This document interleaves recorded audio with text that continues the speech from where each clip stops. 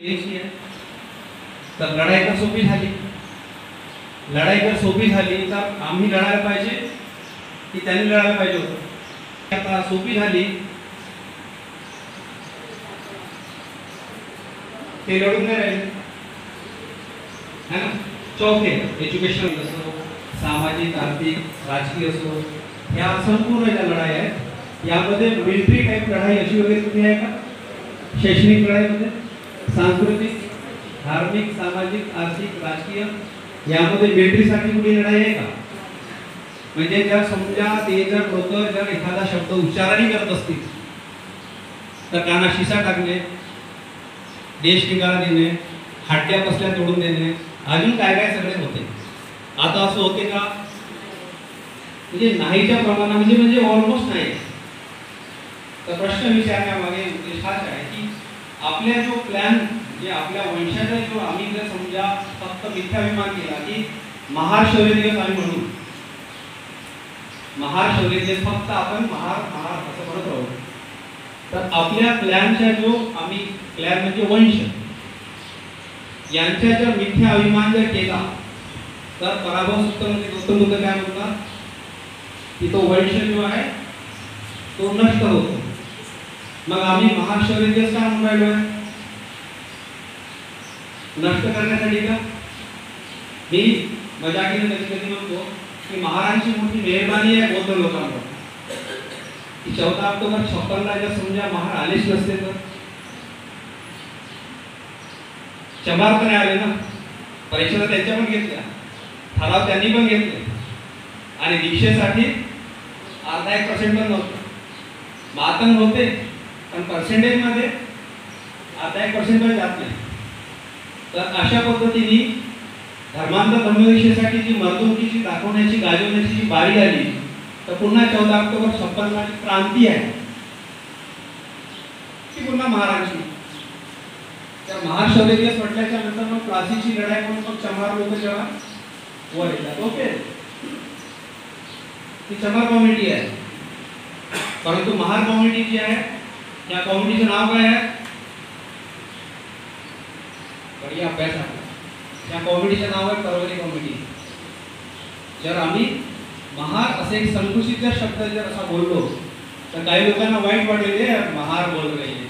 महारामध्ये मराठी पण आहे, शंभर पण आहे, मांग मेहतर आदिवासी, इवन त्या काळातले फायटर जे ब्राह्मण असतील नाही का त्यांचे संपूर्ण लोकांची आडनाव त्यामध्ये दिसतात.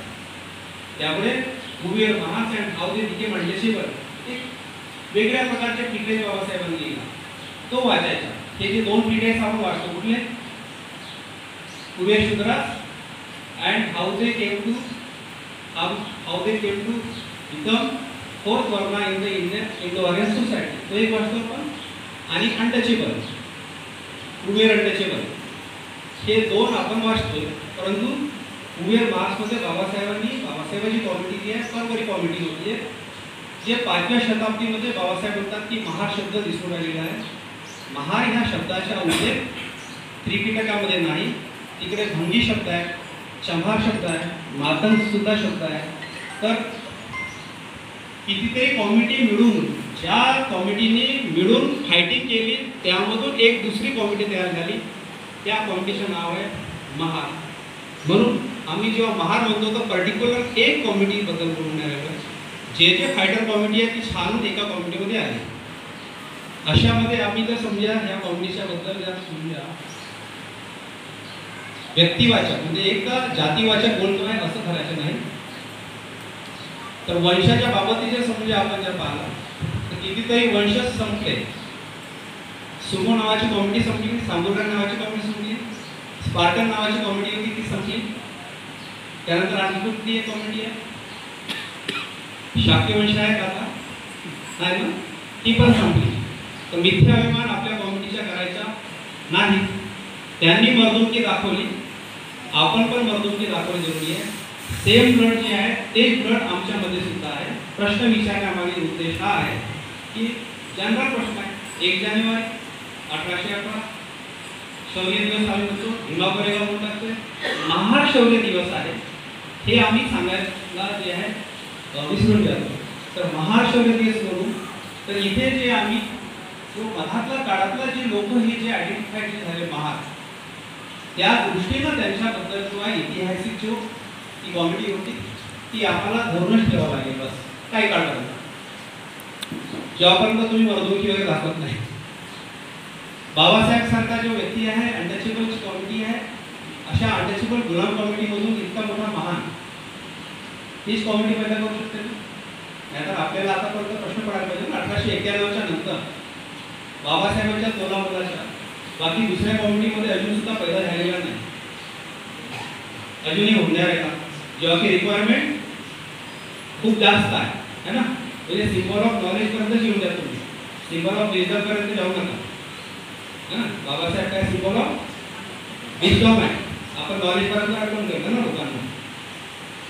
तर तुम्हाला प्रश्न विचारण्यामागे हा उद्देश आहे की त्यांनी जे आहे मधुकी केली आहे, तुम्ही आता काय करू राहिले की त्यांच्या आठवणीमध्ये त्यांनी तेव्हा स्तंभ उभारला, तुम्ही आता काय करू राहिले. आमची आता ही जी कॉमेडी आहे ही आता काय करू राहिली आहे की समोरची जी येणारी जी जनरेशन आहे ती जनरेशन आम्हाला